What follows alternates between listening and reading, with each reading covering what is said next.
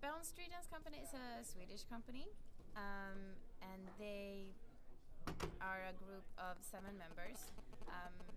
And when they came together, they just came together for practicing, and they were people with the same goals, and they wanted the same thing with dancing. And the name really just came up as a suggestion. They had many different suggestions, and it was actually like, yeah, the word that is used a lot in hip hop these days is bounce. So, and it's easy to pronounce, and it just feels right. I have been training for bounce since I was about maybe 13 years old or something like that, and then I got a job as an understudy for this show, Insane in the Brain, in 2008. I was understudy for 3 characters, and then I got my own part in 2009 when we went on an England tour. I have been dancing like my whole life, as long as I can remember, but when I was a child it was mostly just like skipping around with ballet skirts, and I don't know if you can call it proper dancing, but I would say that I got a little bit more serious when I turned 6. I am a trained jazz dancer, so I would say that jazz is my basics, maybe. That's where I got my education, at the Ballet Academy of Stockholm, which is more like jazz and contemporary education. And hip hop has always been like a passion of mine. So, but I would say that I'm a jazz dancer that does hip hop. What I love about Bounce is that they always are creating new shows, and the audience never know really what to expect. So the show before this one was a kind of a small show where they had live music on stage, and they were playing themselves, and they were talking to the audience, and it was kind of like a living room feeling sort of show. So they were like, okay, so our next show is going to be a big production. This one guy came with the idea, let's do One Flew Over the Cuckoo's Nest. And they really read the book, and then they picked out the characters and watched the film, and made a dance show out of that story. Okay. Yeah. And what do you think is the best part of the show, dancing? There's so many good parts. I think the best part about the show is that it's not only for dancers. It's for every audience. Like you can enjoy the show whether you speak English or not.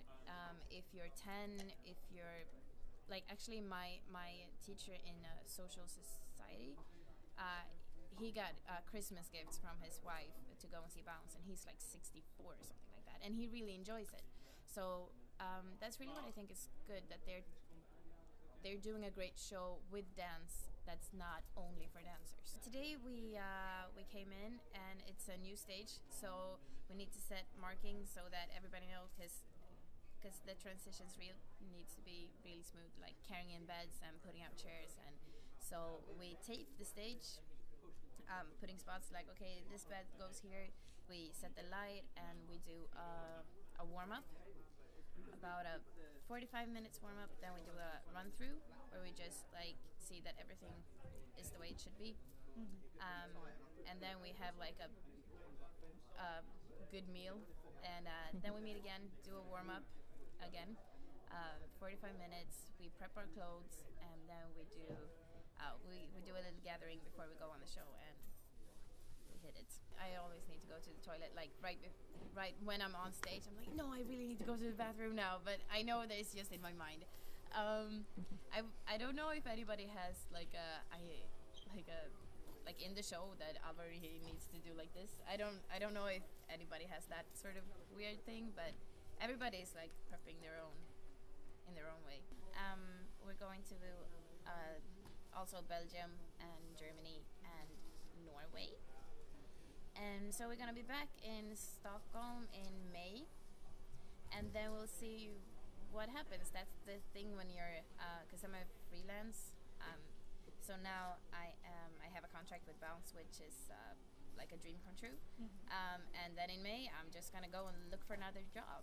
And so I really think that I've been blessed to get to work with them so much, because this is really at least what my dream is about. So I just hope that the next production will be half as good, and I'll be happy. I think that tips like this always sounds like a cliche, but they're really true. I think that if you want to make it, you should never listen to anybody who tells you that you can't do something, because there will always be people who telling you that that you can't reach your goal, but there's no reason why you shouldn't. I really do think that if you believe in yourself, then other people will believe in you too. If you have doubts, then that will show, and other people will doubt you. So just believe in yourself, and if you want to, you just got to give it 100%. You can't do a half-ass job. You need to just go for it. Then of course, like, discipline, and just visualize. See that you can be the best, and you can be the best.